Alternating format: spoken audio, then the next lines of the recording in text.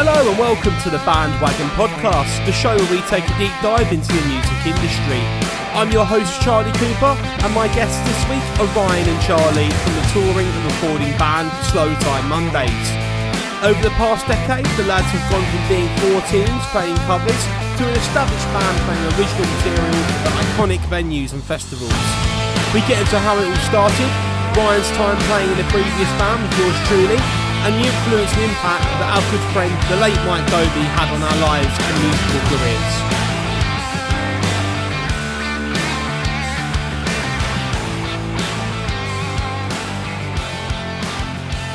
Hi guys, thanks for joining me. How you both doing? Yeah, very good, thank you. Very good. How you doing? Well, thank you. All good. Yeah, not bad, thanks. Not bad. Just absolutely shattered. Typical as always. Feel like I'm not a night owl. I'm more of a permanently exhausted, like dove or something, or pigeon. So other than that, all good. So just to kick it off, you've been out there really busy with gigs. You've had a tour recently. You played the Why Not Festival. You've done Isle of Wight. How do festivals differ from performance-wise and prep-wise than regular gigs, say, when you're playing the Hope and Ruin or even one of the locals here in Crawley? What we like and what I've certainly found in the last few is the challenge of it, because you suddenly have the tent of pretty much 95% people that don't know who you are. Especially the tents that we've played over the last few years. It's kind of like the new music and upcoming band tent as such. And a lot of people, sometimes you just catch the sort of passing trade. We start with a big intro. It brings people in. And it's more of that challenge of winning people over who then afterwards come up and have a chat and ask about us. And next thing you gain more followers. Compared to, say, the Hope and Ruin, predominantly if it's a Hope and Ruin show or a Brighton or a London show, we get a good following and you've got a good sort of home healthy crowd. And it's unless something goes dramatically and drastically wrong, I don't think it's ever too bad. So I think it's definitely, and then in terms of the preparation of it, like with the festivals we've done, it's only a 25-minute set, sometimes a 30-minute set, which is effectively, as a full band, is 6 songs, maybe 7 songs at a push. So you almost have to rehearse and perform it like a performance. Plan when you're talking, when you're tuning up, when the break is. And other than that, it's literally just song, and just it's like it goes so quickly. But it's an amazing experience. Everyone we've played so far has been incredible. Yeah, and with the festivals, we've been quite lucky up until now. We haven't actually clashed with anyone on like a main stage or the main tents. The Isle of Wight, which we'd done, was on the Thursday night, so there wasn't anyone massive on that night. And the last 2, so Why Not and Truck Festival, which it was planned really well. So anyone walking out of the main tent happens to be walking past our tent, hear live music, and they'd come in and watch us. So yeah, it's always had a lot of people watching us. No, it's good to see that luck's been on your side as well. But from I guess more of a question for you, Charlie. What's it like being more out the front of a band? You're playing lead guitar. You expect to be a bit more showy at a festival gig as opposed to somewhere, say, like a hometown gig, or like you mentioned before, the Hope and Ruin, or one of the London venues where you have your own following there. Well, I'm fortunate because I don't have a mic in front of me, so I haven't really got to fill the space in between songs with talking. I guess my job is to maybe move around a little bit, have a bit of a dance while I'm playing. But I'm quite fortunate. I haven't actually got to think on my feet and try and get a cheap laugh out the crowd or anything like that. That normally ends up being my job some of the time, because initially it will start with Billy will kind of do a quick snappy line, and we go into a song, and then he'll be tuning up, and he'll give me the nod to say, "Can you introduce this one? Introduce us," and so on. But you do have to, as you say, put in a cheeky line or something funny to grab the attention a little bit more and introduce the next track and keep the people interested while you've got them in that split second. Whereas I think when we do a local show, you can pretty much do and say whatever you want because you're playing to predominantly your mates and your family, and everyone's there and they know who we are, sort of thing. So you can have a bit more of a laugh with it. Yeah, I think our usual way to attack it is to, like we say, we'll do like an instrumental intro where we'll just have a bit of a jam, go straight into. Sometimes we cut out like the first part of an intro to the next song, so it's bang bang, two songs in a row. Don't talk in between the second song and the third song, and before you know it, you're playing three songs and you haven't even said hello to the crowd yet. But by that point, you've got everyone's attention. Everyone's in there, and yeah, everyone's hopefully dancing by that point, so you've warmed them up. No, that makes a lot of sense. It's quite a good way to approach it actually, because I feel like when you are playing the festival and you are a bit more unknown, and the people don't know you and don't know the stories and haven't followed you on your journey, they're I guess not as interested in the chit chat. They want to like, okay, well, what do you sound like? You know, is the attitude in most of those places. Yeah, And exactly that. when it comes to arrangements, and you mentioned there, Charlie, you weren't on mic. I didn't realise that. I thought you pretty much all were. So when it comes to your arrangements and layering for harmonies and for even for layering instruments as well, who kind of, well, not even so much who, but how do you as a band approach that side of things? Is there kind of, okay, we've got a set person who sings a high harmony, set person who sings a low harmony, and then whilst those are going on, does that then give you a bit more freedom to just sort of jam around and do a bit of freestyle, Charlie, or is it more regimented than that? To be honest, I don't do much on the mic at all. I think we had one recording session where I jumped on and done a little bit of backing vocals, and we've had a few gigs where I've jumped on. But yeah, maybe that's something I need to look at doing a bit more of. Get in the rehearsal studio and get my confidence up with a bit of singing. Because I guess it would add at least something, even visually, to have all of us on a mic. But as for the high notes, I think Joe, the drummer, is normally jumping on the high notes. He's got a good range. Ryan, I mean, you can probably explain what sort of harmonies you do. I mean, sort of filling in. Yeah, it's more of my job normally is to support Billy on certain parts. If there's a bit, like a backing up on a chorus. Sometimes it's just having that other sort of track vocal playing the sort of the root harmony or root notes as such, or singing even. That's the bass. But we're very fortunate to have, so Billy being the lead singer and his younger brother Joe being on drums. Their voices complement each other so well, and Joe being the younger brother, has this sort of naturally slightly higher voice, but he can hit those top harmonies and he can riff over the top. And it's one of the things that just kind of accidentally happened. From memory, I don't think he had a mic at first, and it was only just sort of me and Billy up front, and then we gradually just kind of, Joe had a mic, and we found that he would just back up, on a few songs, or we'd go in the studio and he would suddenly put down this amazing sort of vocal over the top, and we'd go, "Where on earth has that just come from? Get back in there and sing that again." What is with drummers and doing that? They die doing that, didn't they, Joe? They just come up with those mad high ones. And it's normally one take in the studio, and then that's it. He's known as the robot when he goes into the studio with us. Smiley, who we might get onto a bit later on, is a guy who produces and records all of our stuff. We have such great days there, and we're so productive. But it does help that most things we get down in a couple of takes, and because we're so well drilled and so rehearsed. But Joe could quite literally be sat in sort of the lounge area, eating a Greggs sausage roll, drinking a can of Coke, and they go, we'll say, "Joe, can you just quickly jump in and do a little backing vocal?" And you go, yeah, no worries. Pop in for 45 seconds, smash out, and go sit back down and finish your sausage roll. It's just like, we're very fortunate that it comes so naturally to the guys, and we'll have so much fun doing it. So where is it that you record? You mentioned Smiley there, but whereabouts is the studio? What's the studio called? It's called Sunshine Corner Studios. He's based in Fleet, so it's effectively in a sort of outhouse at the bottom of his garden. So he's a professional drummer by trade.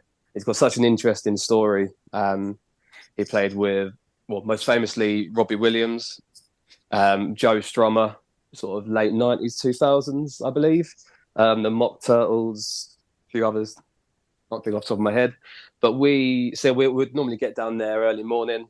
We spend the first hour or so chatting about either football or just music stories. There's so many anecdotes that he's got.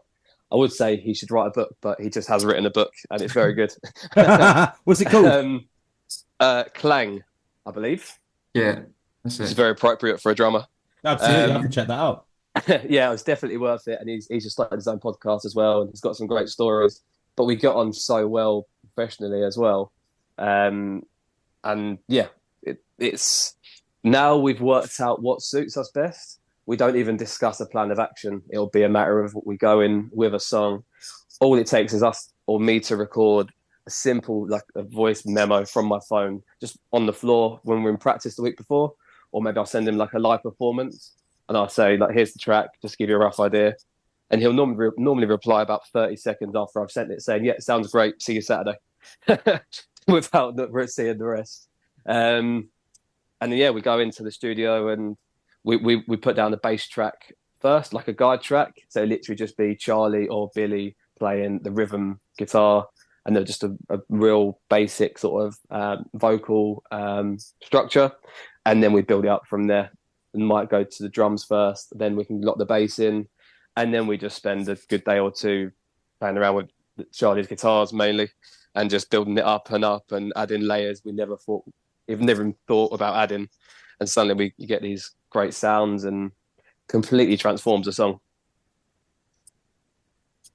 Fantastic, brilliant. And when it comes to you said about messing around with guitars, there kind of leads into my next question. So, when when you are recording, do you layer multi-layer tracks? Do you kind of go over, say for example, I know you've Ryan, you've got your Rickenbacker. Is it a 4001 you've got? Yes. Yeah, and you got you still got your Fender, haven't you?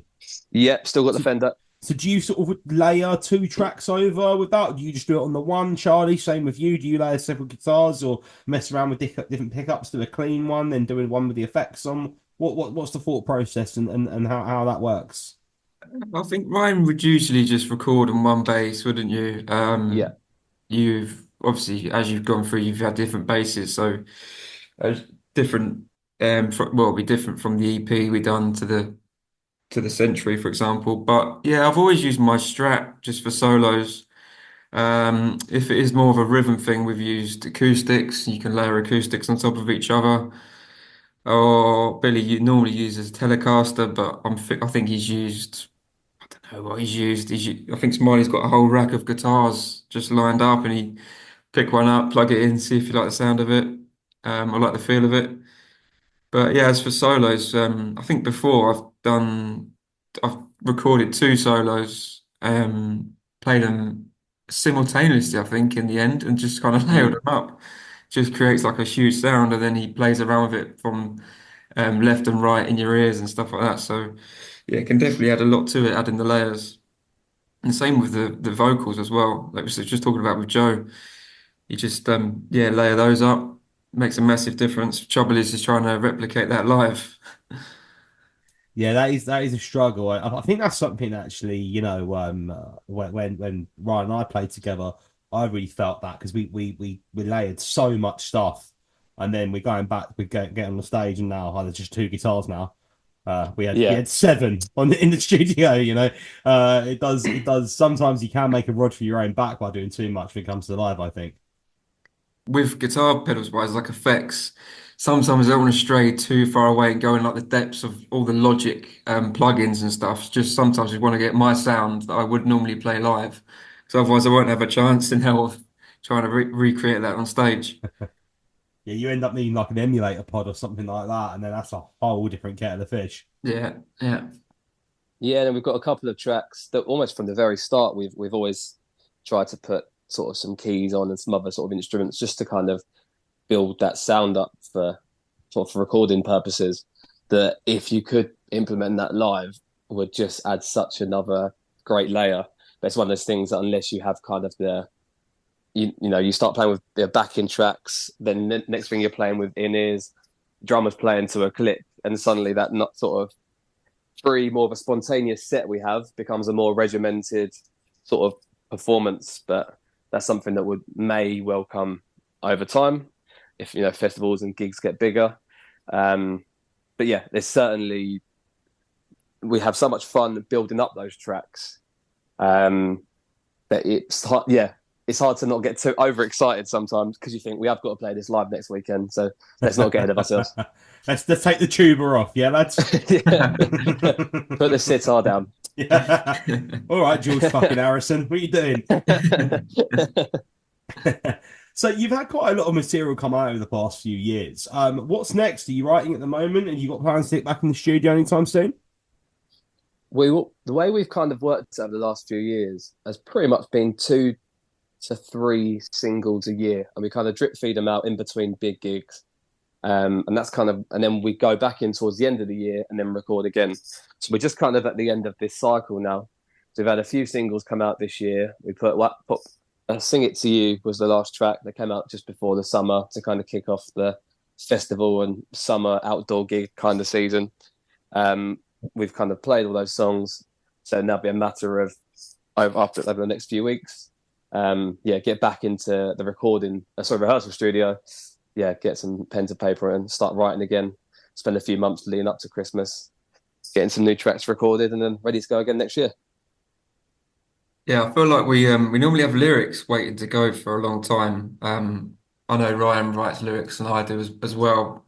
It only really sort of comes together when we all get together in one place and bounce ideas off of each other.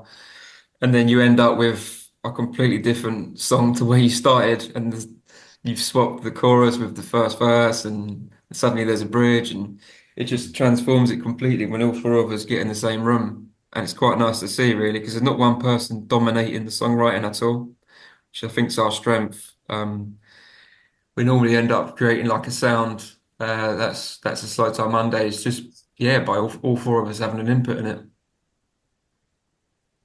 Yeah, I mean, it's great. It's great when you can have a group like that where everyone can contribute something. I've been in rooms before, particularly in my first band when I was like 18, where it was pretty much, I don't know, you tell me. Oh, okay. So it is very good to get more input. And I think even when from a point of view where you're working with a producer, where they'll suggest things that can be helpful, that kind of thing can be for some bands really integral. Does that happen with you guys in the studio? Does sometimes Smiley say something that you think, oh, okay, we hadn't thought about that? Not necessarily from a writing point of view, but from, say, a certain effect or a certain approach? Yeah, there actually was. The first thing that jumps out to me. So at the start of the year, we released a track called Don't Threaten Me With a Good Time. And the actual original track we went in with had this whole sort of riff breakdown, and we really liked it, but we couldn't work out like where it sounded slightly familiar. And we said, we need to rewrite this or do something slightly different, but we really like this drop. And I couldn't work out. It sounded a bit like Nirvana. I can't remember the song, as if it was sped up. And then he said, actually, I think it might be one of your songs. And it turned out it was similar to a riff we'd had in an earlier track. So he said, look, the rest of it's strong enough. Let's just take it out, and we'll make the rest of the song sound, so good. We don't need this riff and this sped up bit. Let's just make a good big song. So we took it out, and at first we were a bit like, okay, well, we don't really want to lose it because we like this sound, but let's see how it goes. And then a few hours in, we were like, what riff? We never needed that in the first place. It sounds bloody great. And it's nice that when you get those sort of fresh ears hearing it.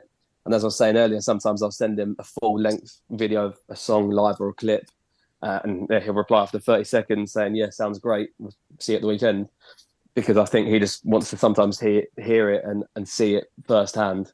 And it's nice that he gets to do that because he can hear something completely clean first thing on that morning we're in there, and then can transform a song for us. Yeah, that does make a massive difference, because I think the difference with writing a good song and writing a great song, if you've got a good song and another 3 songs after that sound very similar, suddenly it kind of draws your ear away from it. You're like, oh, okay, I've already heard this. So it's good having almost a 5th person listening to it. And Smiley's very creative when we're in the studio. We can go away for the weekend of recording, get the recordings back, and suddenly he's added something in. It's like, oh, what do you think about this? We do have to tell him sometimes. I know we preferred it first way it was. Mm. But yeah, it's a good way of doing it because we don't record it live as a four-piece band. We're only really recording individually. So you've got scope to take things away, add things on as you want, and you're not pinned into to the drums and the bass. Yeah, this is the thing with a good producer that when you do give them that feedback, they won't take it personally, and they'll go, okay, yeah, and then it's your decision, and they're there to make you sound as good as you can sound, and you know the producer that well, we worked with Ryan, Yeah. Christian Simon. I think that's something that they were really good at. You know, and it sounds like you've got a really good link up here with the same kind of thing, with Smiley. So, Yeah. oh, sorry, go ahead. No, I was going to say, it normally starts with a, right, hear me out.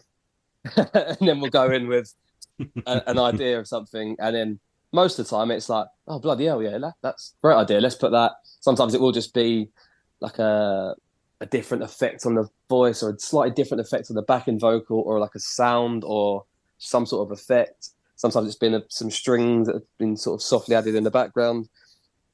But yeah, we'll never be offended if we say, actually, no, we'd rather not. And go, okay, no worries, let's move on, which is great. Yeah, brilliant, and that's it. It's those working relationships with your producer, with your live engineers, which is something I'll ask you about in a little bit. Are so essential because you know you can be you can be really good at writing, really good at performing, but production and live production is such a different skill. So to have someone that's on your side, really on board, really invested in the project, rather than just taking the paycheck, is so important. You know. Absolutely. And as you know, when you're releasing the work, it's their name you're putting to it as well. You know, it's their name on the production sort of information and whatnot. So they don't want to be putting out anything that's crap either. And likewise, if someone's in terms of a live engineer, you know, if a gig sounds terrible, they're the ones that are going to get looked at and asked questions at. So they want to make sure it sounds as good as you know we want to as well. I mean, there's someone I can think of who doesn't seem to care too much about that. I'm not going to name any names, but No comment. there is no. We know who I'm talking about. I prefer not to speak. Yeah. So, when it comes to live, I know that you've got a couple of different ways you do it, depending on the size of the show. So, when it comes to the different approach for the bigger shows, when is it you go, okay, we need to bring the big guns here compared to, for example, when you're using a smaller setup at somewhere like the more of the pub venues, like for example, places I play.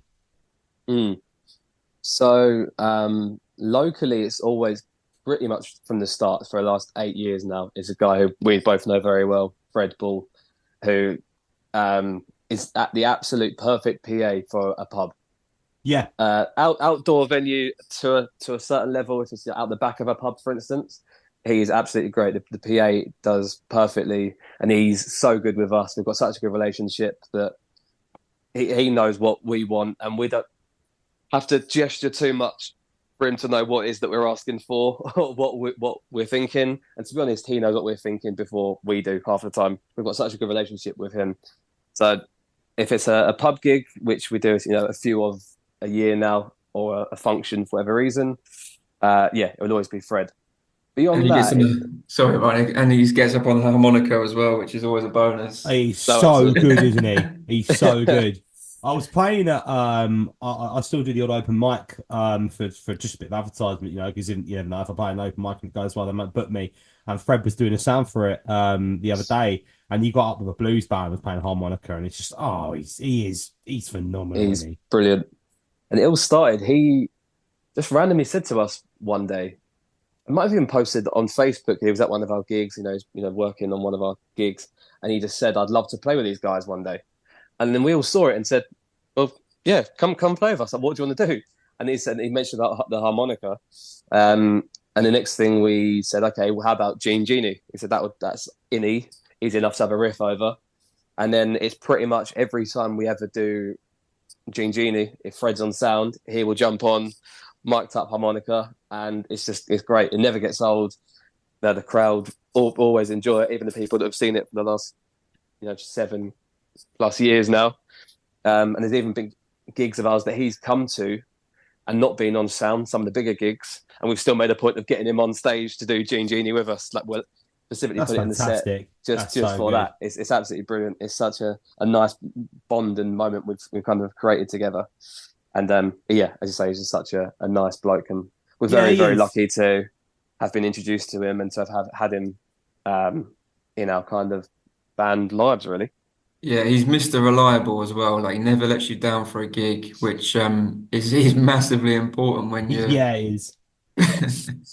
We've had it before where we had a launch night. I think we'd sold about 400 tickets in one of our local pubs. It's like a big function room, the Grasshopper. And yeah, we got let down for that one. But and so you're scrambling with a week to go and you've sold all those tickets. You're scrambling to get somebody in. Luckily, we did in the end, but it's not it's not a good feeling. There Did was you know? utter panic for 2 days straight.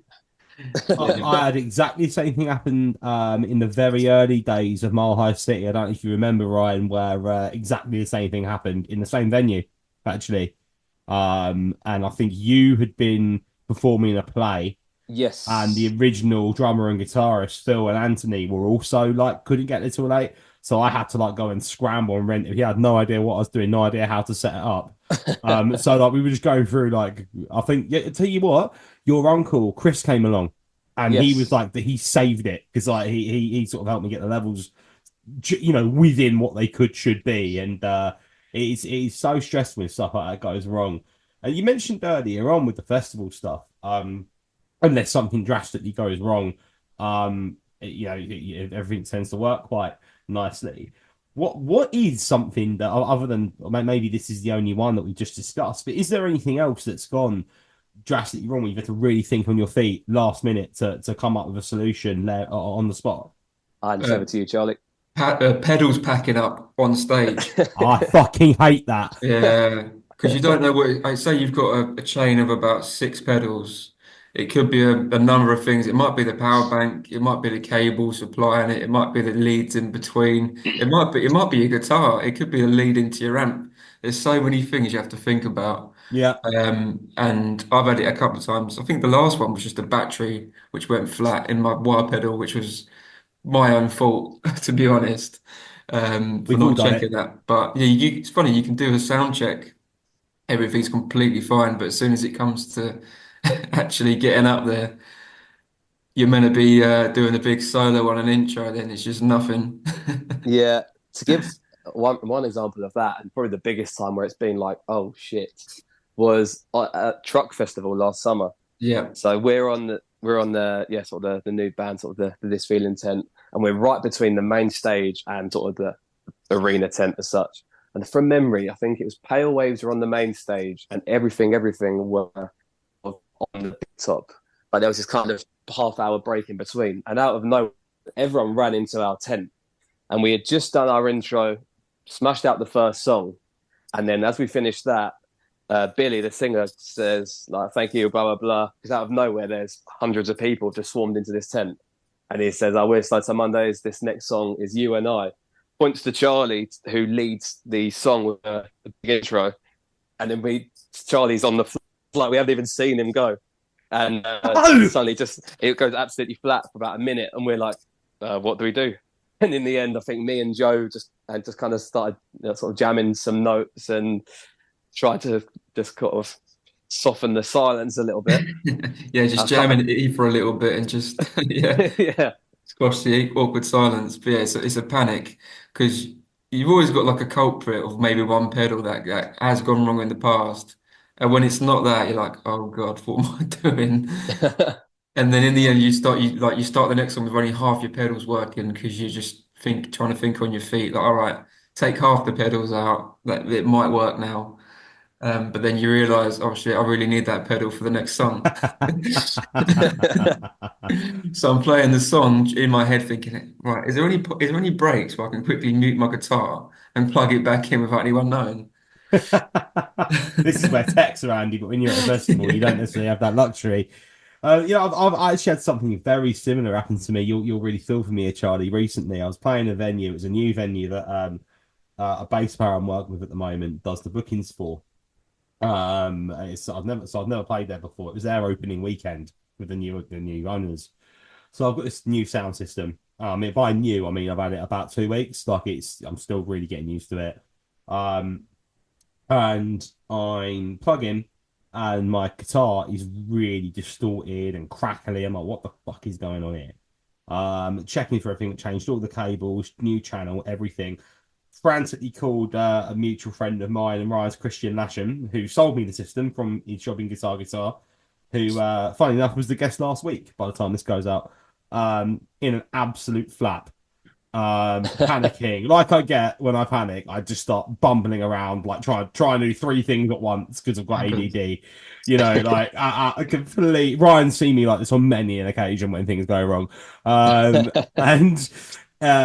he just said to me, "So what I'm getting here, the only thing you haven't tried different is the DI," and I was like, "Yes," but I didn't think for a second that it would be a problem because it was a brand new DI. Put the old one in, worked fine. I was like, okay, I'm good now, bye, see ya. Totally disrupted his evening, which, if you're listening, Christian, again, thank you, and I am sorry.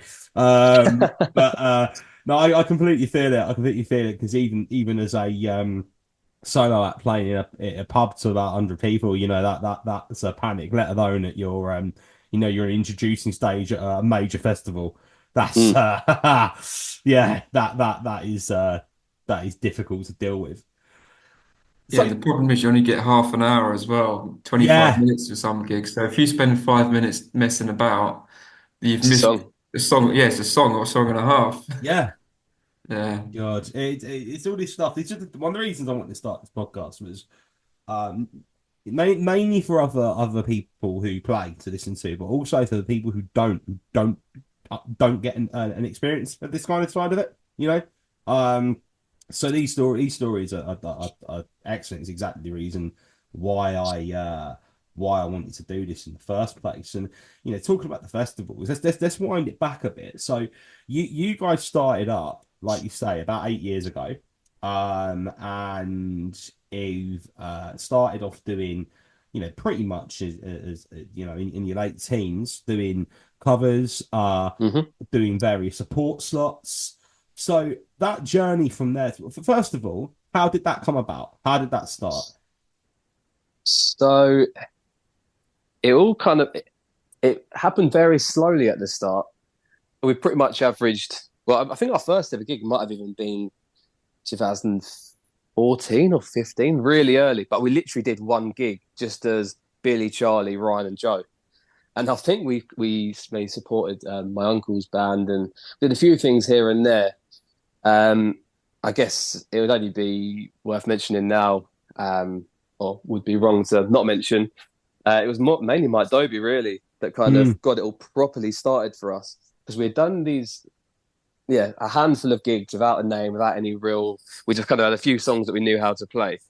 And then he said, well, why don't you just get together just for one night and just write down or plan a load of songs you want to cover. Just do a load of songs that you like, and then we'll put on a gig.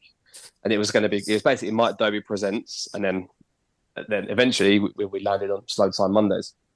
So I remember we went and sat around in Billy and Joe's kitchen and just had a night just going through Spotify, picking up songs that we like, songs we think would sound good, and that was that.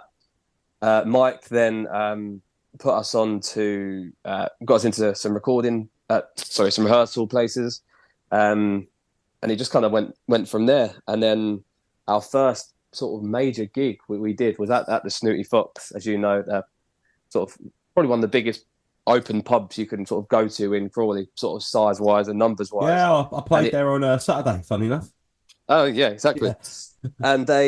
And you get a lot of passing trade because it's right opposite, obviously, the main station in Crawley, but also it's fairly accessible for most people to get to, so it always fills up well, which is good. But it was our first real proper gig, and it was presented as Mike Dobie Presents a Slow Time Mondays. And because Mike had such a big following and such a sort of an impact on Crawley, if he put on a gig anywhere, people would go out in their numbers. So he could play in his back garden and people would turn up, couldn't he? Yeah, exactly that. And he went on, he did a set, and then was like, right, over to you guys.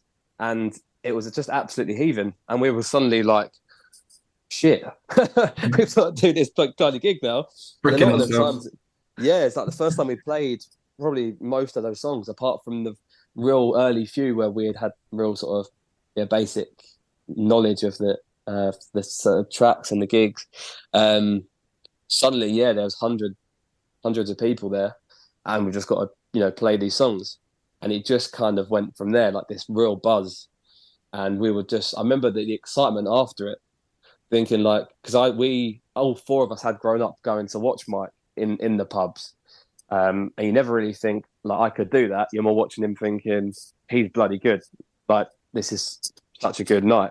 And then suddenly, you're the one on the stage, and then there's people watching, people singing along.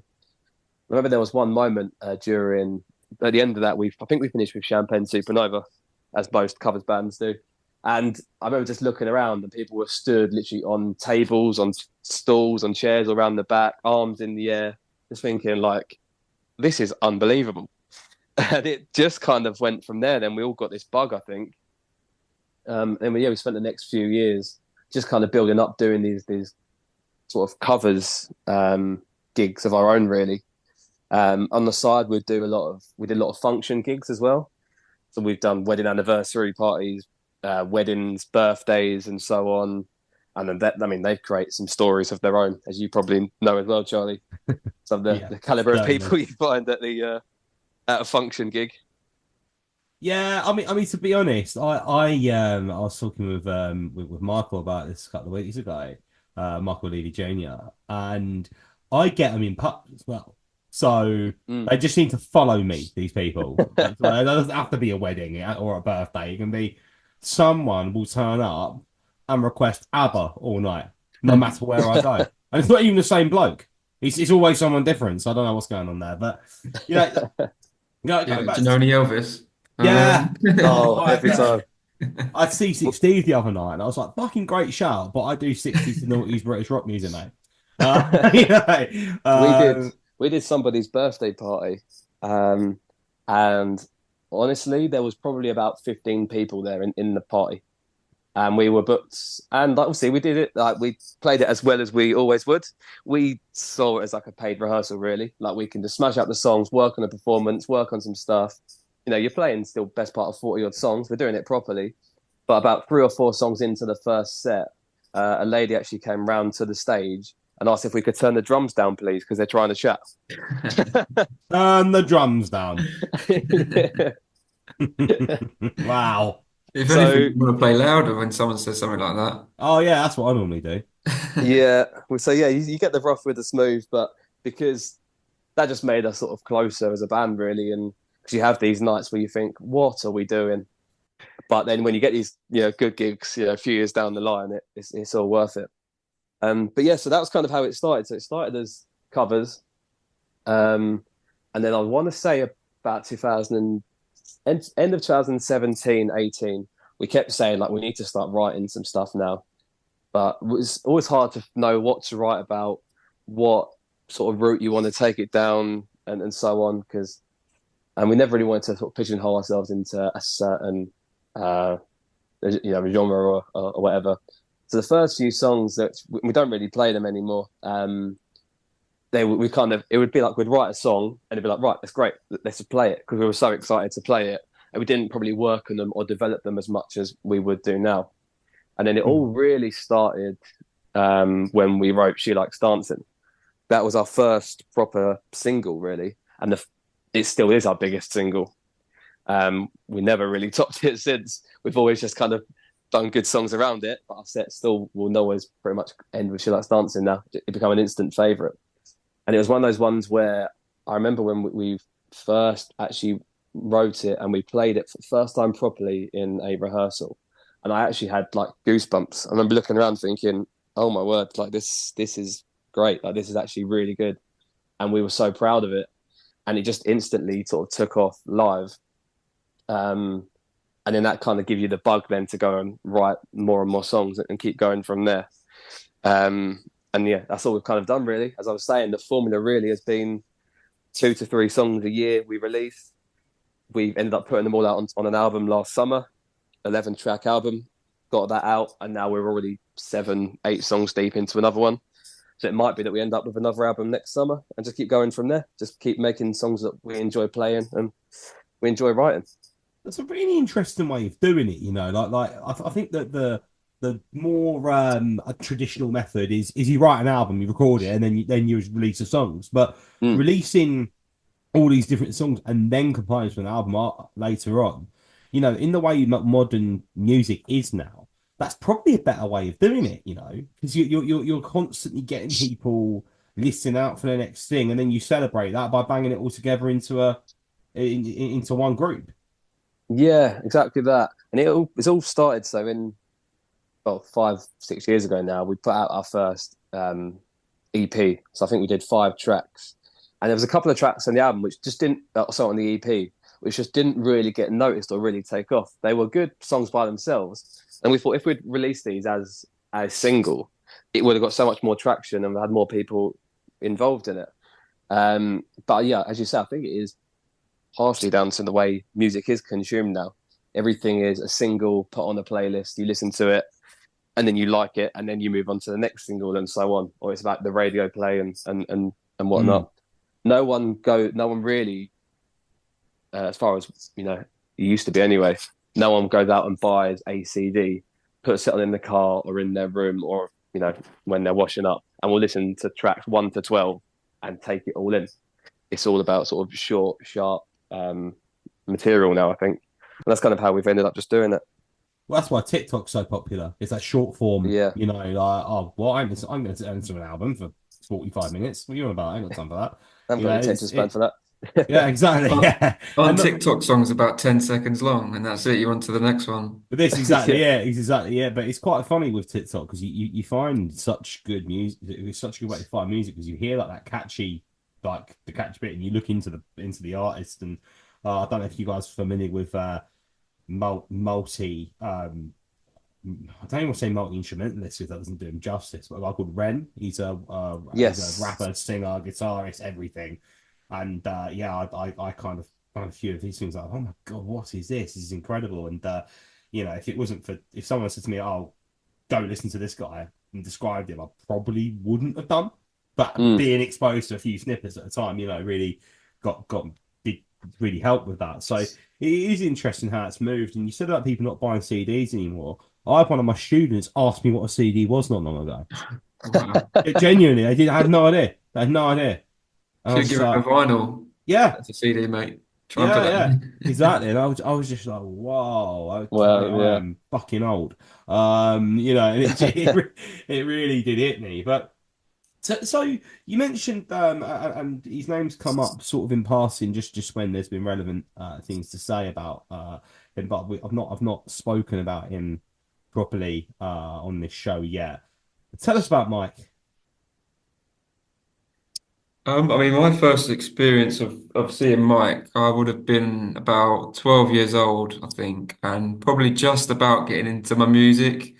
I would say at that age, not massively into bands and stuff. I think my dad had a party, like a house party, and Mike was playing, and I was just in the house as everybody was setting up. Mike was setting up, and he sound checked, exactly like he would play in front of a packed room full of people.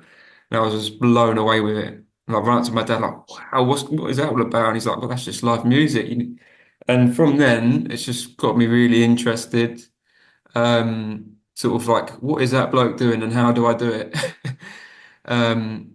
And yeah, just sort of like built a bit of a relationship with him. He asked me to be on his EP cover. I think that was his debut sort of release. And as payment, he went, "Oh, how much do you want?"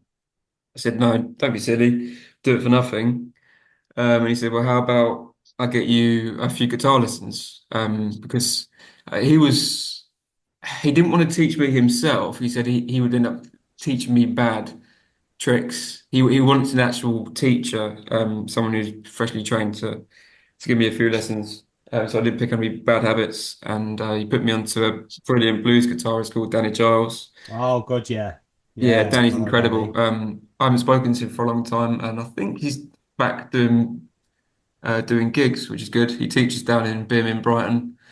Yeah, Um, I think he's been out to either Germany or Amsterdam again recently, or he's going soon. I think I've seen something about that. yeah, he used to tour even when I'd have lessons. I'd have a few lessons in a row, and he'd be like, "Oh, you can get one more in, but then I'm off on tour for another 3 months." But that would give me time in between to sort of work out where I wanted to go. Because that's a question he would ask is, well, what do you want to get out of the lessons? Like, and I'd normally just tell him the guitarist that I'd been listening to at the time. And then we'd learn one of their songs and the techniques behind how they play. But yeah, that's kind of the origins of it all for me personally. Yeah, and obviously Mike actually gave me and Charlie, well, it's definitely myself. I don't know if it was you as well, Charlie.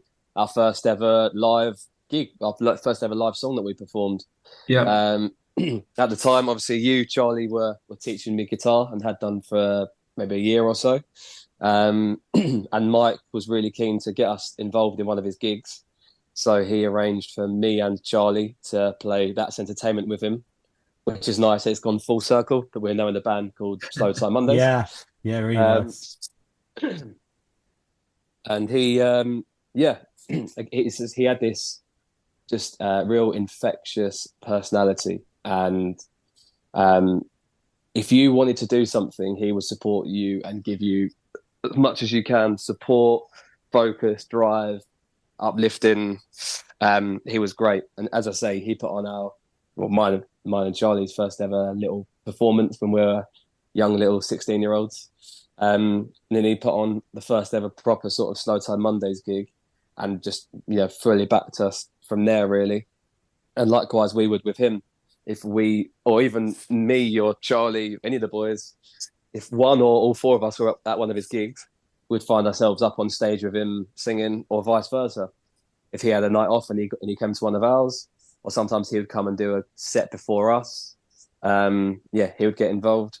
There was one Christmas a couple of years ago where he got all four of us up on Christmas Eve and we sung Slade, Merry Christmas, everybody, and terribly. absolutely butchered it. I don't know what. There was no thought In process, no fairness, planning. Slade butcher that song as well.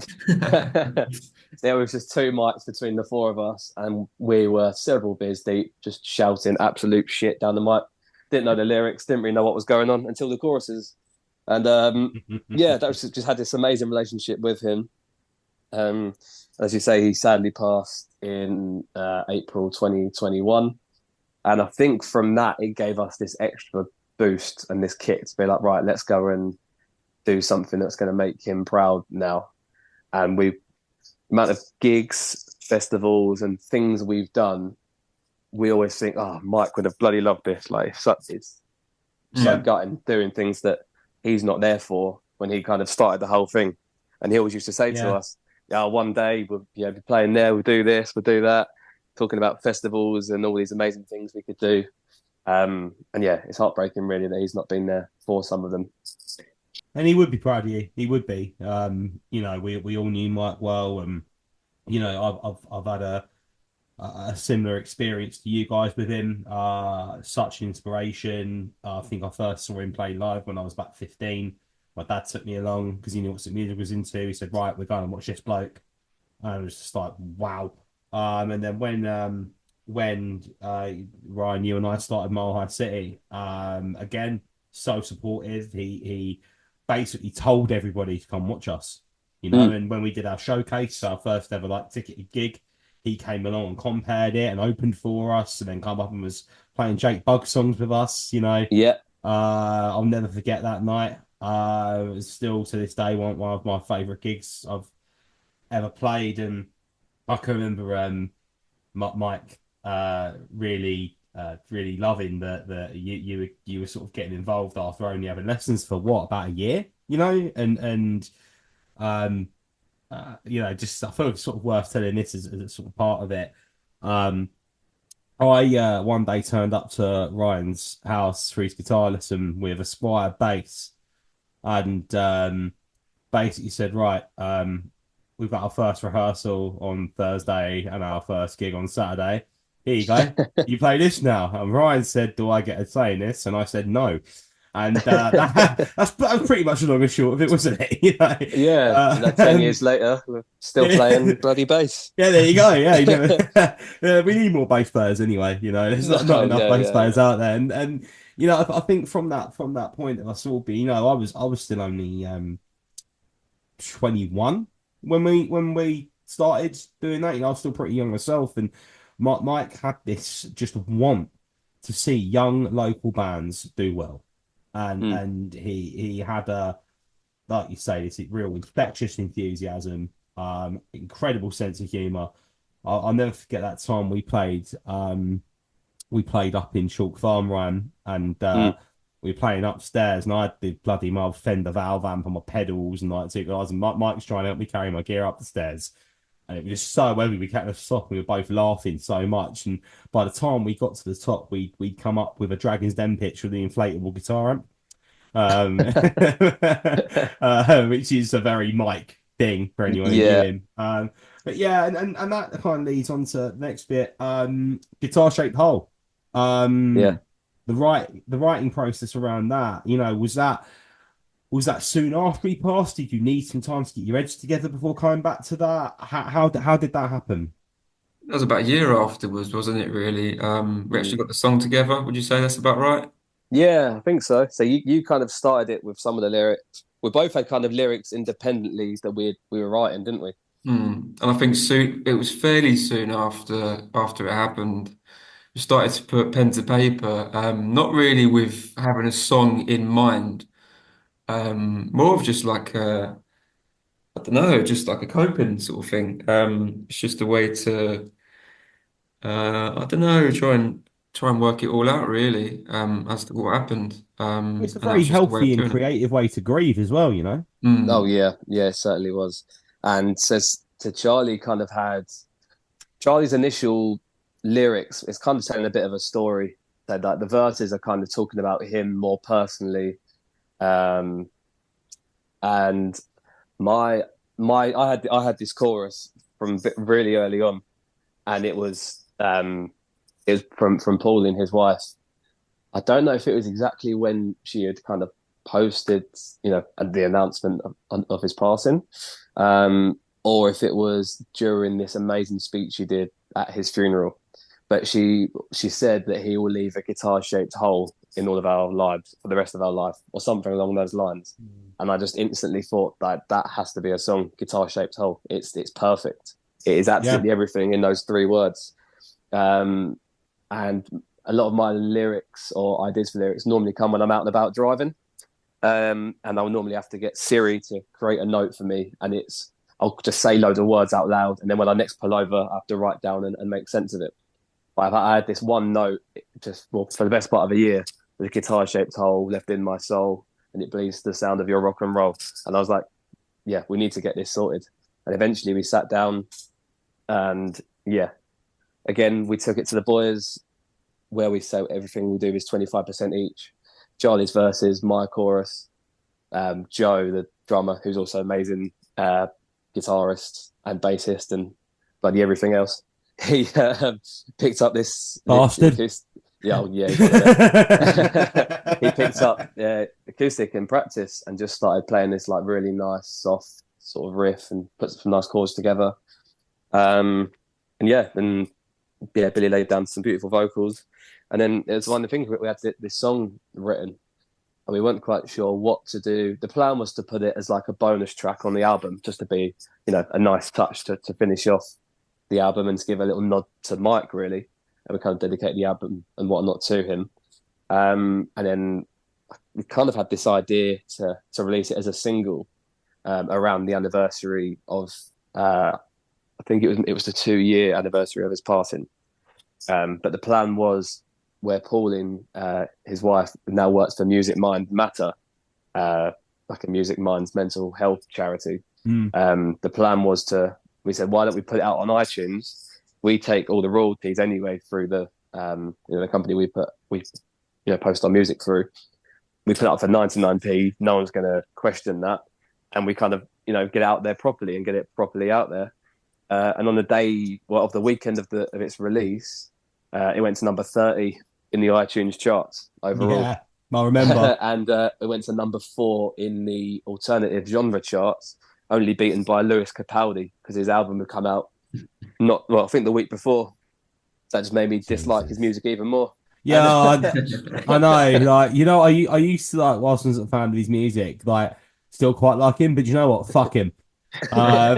he took that number 1 alternative genre spot from us just for that split second. But no, that we had this amazing weekend, and had put on a date so that we released a song on the Friday, and then they put on a big day for Mike just on the high street on the Saturday, and then they asked if we could perform it at the end of the night. So we went down, we watched a few of the other acts that were on, and then me and Charlie got up, we introduced it, and then Billy and Joe played the song, and it not had been out 24 hours, and everyone there already knew the song and was singing along, and we had this real sort of emotional moment where we've just played it, everyone knows the song, everything's been talking about Mike. There's Mike's music, pictures of him, videos playing on the screens around the venue, and we all just found ourselves like in tears, just like overwhelmed with it all that was going on, whilst checking our phone and watching this song sort of creep up the charts. And it was just this such a surreal weekend. And one thing I'll always have is a screenshot of us above Harry Styles, which I will show to my wife for the rest of our lives. And so you should. That's incredible. Absolutely. And do you know, that's definitely my favourite song of yours, and one of my favourite songs, full stop. And I have a few of your tracks on my playlist that I have kind of playing in between sets, set up, pat down, that kind of thing. And so I've got Rodeo, She Likes Dancing, and Guitar Shaped Hole. And when that's playing, I look around, and people are singing along to it. All over town. And it's just such a it's such a incredible tribute, and the perfect one for him as well. And it's as heartbreaking as it is that he's not with us. Something really beautiful has come out of it, and we all miss him, and lots of us wouldn't be doing what we're doing now if it wasn't for him.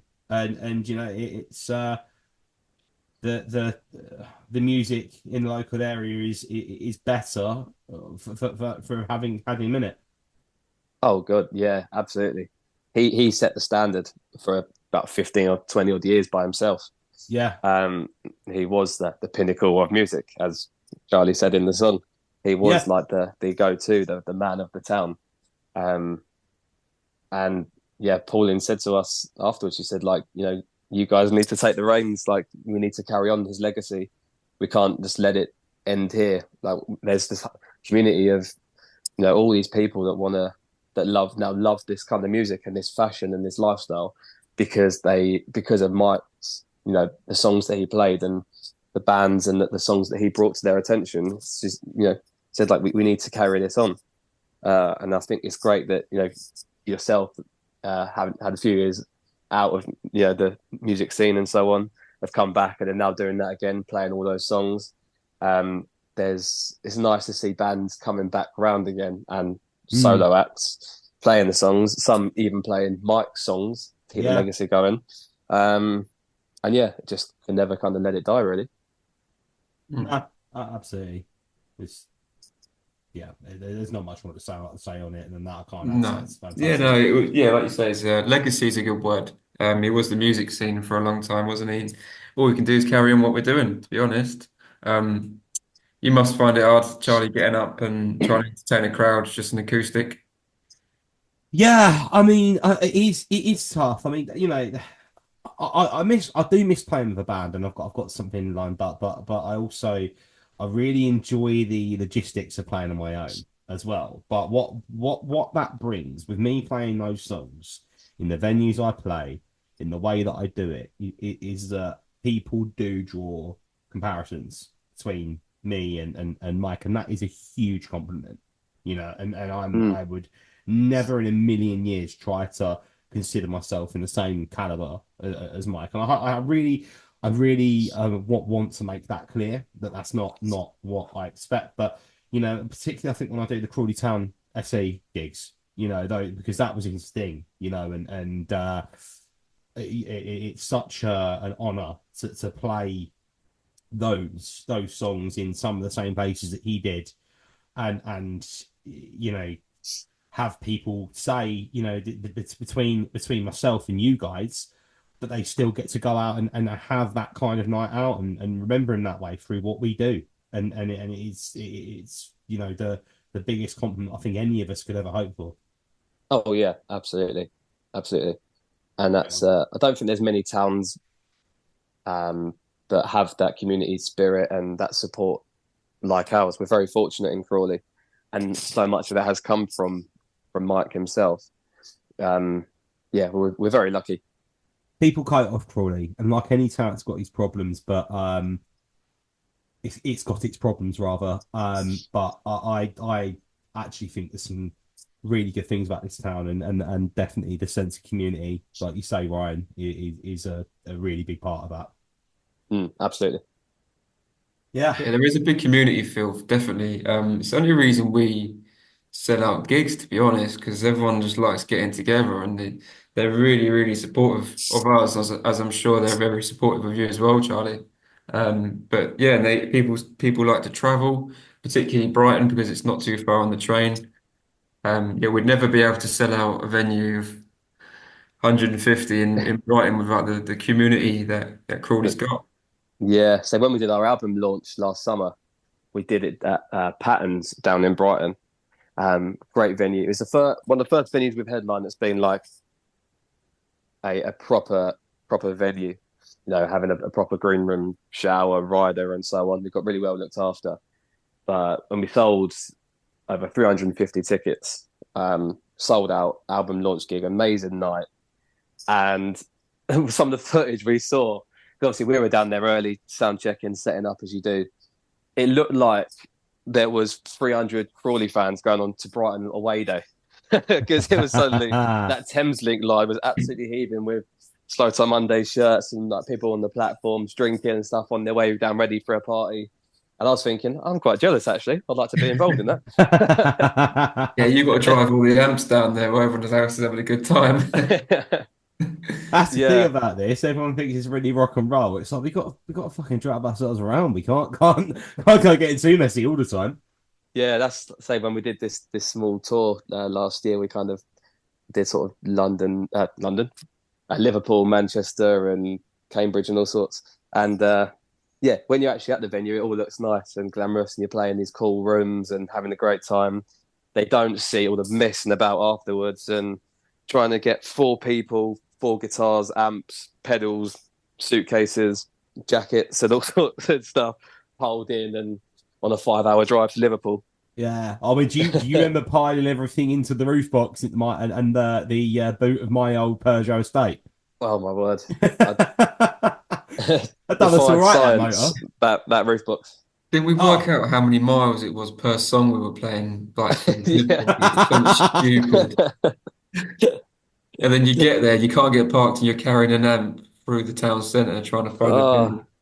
That's the one for me. It's like at least reserve us a parking space. You know what I mean? Like, come on. But yeah, it's yeah. I think for Liverpool we did to say it's best part of 200 miles each way, and we did 6 songs opening up for a band. So if you do the math, it's not a good ratio. But no, it's great, and it's again people of Crawley are so supportive with it. It almost gets treated like an away day because people have come to Manchester. We've hired a bus and gone to gigs in Manchester. They've come down. We sold out a venue in Bournemouth. There's 140 or 150 odd tickets. Wow. And people just came for the weekend down to Bournemouth. Plus, we've got some contacts and family and friends in Bournemouth. They brought people along. Yeah, we sold out a headline show in Bournemouth. 100 miles from home. It was mental. And yeah, I say people using it as a weekend away, come down, had a good time, wear their t-shirts. They like to represent us and represent the town. You get chatting to other people locally and you pick up more of a following from there, and it just kind of snowballs. It's great. And that's kind of how it starts. Fantastic. Really, with most bands. Absolutely. So I guess on to the final point. What's next? I think we just carry on as we are and keep on enjoying every gig. I think not be afraid to write a bad song. All right, you're not going to release it, but just keep on writing music. I used to release all my bad songs. That's the problem I had. So we Yeah. have a. Oh, sorry, go on, Charlie. No, it's just carry on from that really. Because at the moment we kind of get a song knocked out in a rehearsal time, and we normally just go with it. Like we've been quite fortunate up to now. There might be a few which we've dropped and never ended up recording, but it's not many. It's like two or three, I think. Mm. So yeah, up to this point we've been pretty good. But we could just maybe make a bit more make a bit more effort to get up and start writing some more. Yeah, when you hear about bands, I was watching a documentary of Soft Play, or formerly Slaves, talking about how they went back recording their last album, and they cut out over 50 songs. But there were 50 songs that just didn't make the cut. They've just That's been and gone insane. forever. I think I can't even 5 think albums of. worth. They cut up. Yeah, it's unbelievable that they could just be gone and binned forever. I can't fathom it, but it's crazy to think. But yeah, in terms of up next, say, I mean, this weekend alone, we've got possibly the biggest double header we might, or possibly have ever done over a weekend. A bucket list venue for us from the start really was Concord too, and we're playing there on Saturday night as part of the Brighton Mod Weekender. We got offered that nearly pretty much a year ago since the last one, and it's just been in the diary ever since, and it's finally come around. And I mean, me and you've been to quite a few gigs there ourselves, Charlie. Yeah. I've been with you, Charlie, to gigs there as well. And I don't know which one you were talking to first, but I'm really glad that I was a should have follow-up. just said both of you, really. But yeah, no. So we've been going to gigs for there, seen some huge names, and always thought, that would love to be there, because it's one of those venues that's it's big, but it's still intimate. And you can still see around sort of backstage from the side, like from the car park, and it's just a proper rock and roll venue.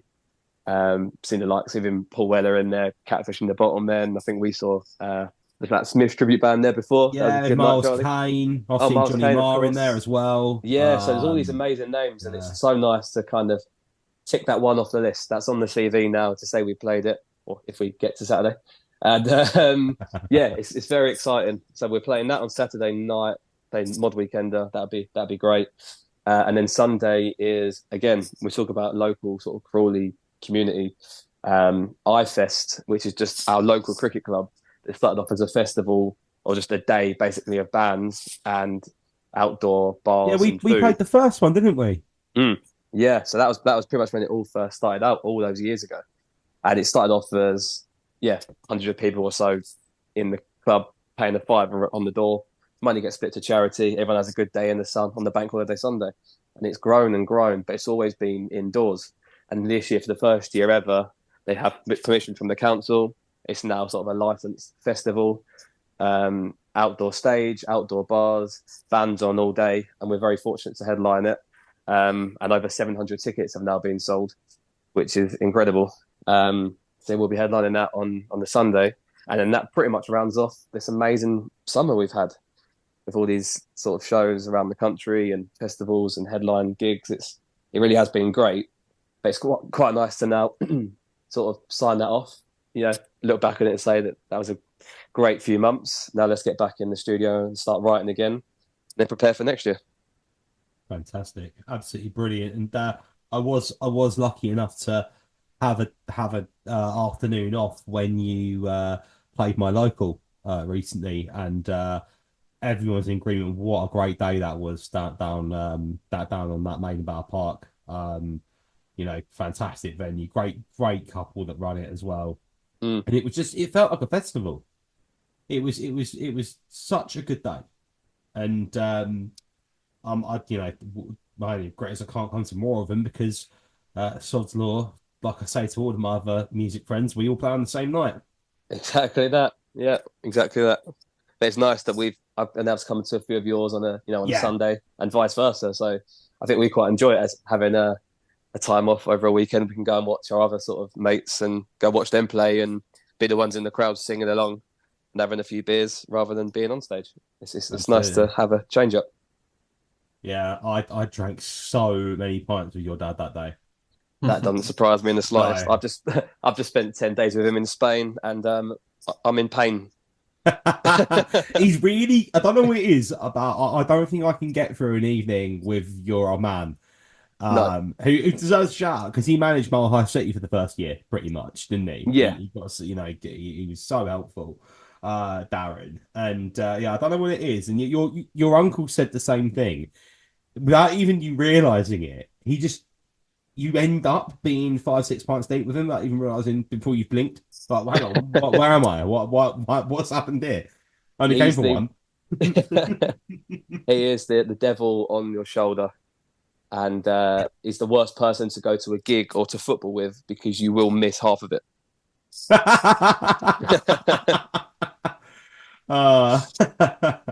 That's fantastic.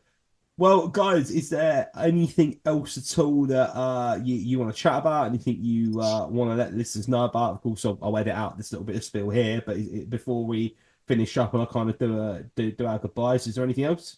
Yeah, there's only one real quick thing where we were talking about Mike and stuff earlier. He before he passed had pretty much a third album all ready to go, and that's actually been finished off and finalized over the last few weeks. It's all now in production and ready to be mastered and released. That gets released on the 6th of October. I'm hoping it will go across sort of digital platforms because he does still have a Spotify and an iTunes account in his name. Hopefully we can get it released there. If it is only on physical copies, then yeah, so it will still be available online and whatnot. But there will be a release sort of night. And I want to say it's the Saturday, the 6th of October. I can tell you because I'm playing it. I've got it in my diary. Oh, fantastic. So there we go. That's rounds off perfectly. Absolutely. Yeah, we're both on the bill. But the most important thing is because there will be people that listen that aren't from Crawley, that it'd be great if they can listen and support the album as well. If they do buy the album, all the proceeds will be going to Music Minds Matter. But if not, have a listen and just appreciate the absolute brilliance of his music. Yeah, well said. You got 2 out of 3 there, Ryan. It's Saturday the 5th of October. Oh, so yeah. Don't turn up on the 6th because it'll just be someone sweeping up from the mess we've made. There'll be Super Sunday on and cleaners. No, I'm really looking forward to that. Looking at our calendar, we've got BBC Sussex Live Lounge 2 days before that as well. Brilliant. Wow. Yeah, That's that'd be class. Yeah, they featured our songs quite a few times. They seem to like us, and I don't know how long we've been sending our music in now. The first one was She Likes Dancing. They played a lot when it first came out. I think you've got all the numbers on your phone. I don't know off the top of my head. But yeah, they're fun. Yeah, they've been great, and so they have BBC introducing the show every Thursday evening. Played across Surrey and Sussex, and yeah, pretty much every song we've sent in, they've come back with some good feedback. Played it for us, really pushed it, and yeah, we're going in for a sort of an interview and playing a live set there on that Thursday just before. So that'd be another good bit of experience, good exposure. And I'm sure more things to go wrong live on the radio. Yeah, rushing down after work, trying to avoid traffic. No sound check. Through the centre of Brighton, no sound check, straight on live radio. What could possibly go wrong? Messing about with pedals. Well, that actually, just before we go, just back to our time playing together, Ryan, you'll remember this well. When we played live on BBC Kent, and there was an earthing issue, which meant me and Chris couldn't use any of our pedals, and we both used about 8 pedals each. It's pretty integral to the sound. And Christian, was panicking because it was an earthing issue. So you go, what's wrong? He's going, the floor's broken. I don't know. The floor isn't working. What the fuck are you on about? The floor's broken. I now understand what he meant, but at the time I was like, oh, he's lost the plot. That's him. He has lost the plot. Absolutely nuts. No, good. Best of luck with that, and I'll make sure that I tune in, listening to that. I take it you'll be doing some Facebook posts about when that's about to go live. Yeah, we're just waiting for the nod for it to officially be announced, and then absolutely we'll be good to go. Fantastic. So I didn't realise that was an exclusive. Well, by the time this goes out, it'll be next Friday, so hopefully it'll be fine by then. We'll be fine. Yeah, if not, it'll be all right. you'll just have to go to court, wouldn't you? What's that? We'd have to go and yeah, stay outside. Lads, thank you so much for joining me. This has been great. Lovely to catch up with you, and stay in touch, and I'll definitely get down to a gig soon. Right, thank you very much. Yeah, absolute pleasure. Thank you. Thanks, Charlie. Cheers, mate. Thank you, mate. Bye.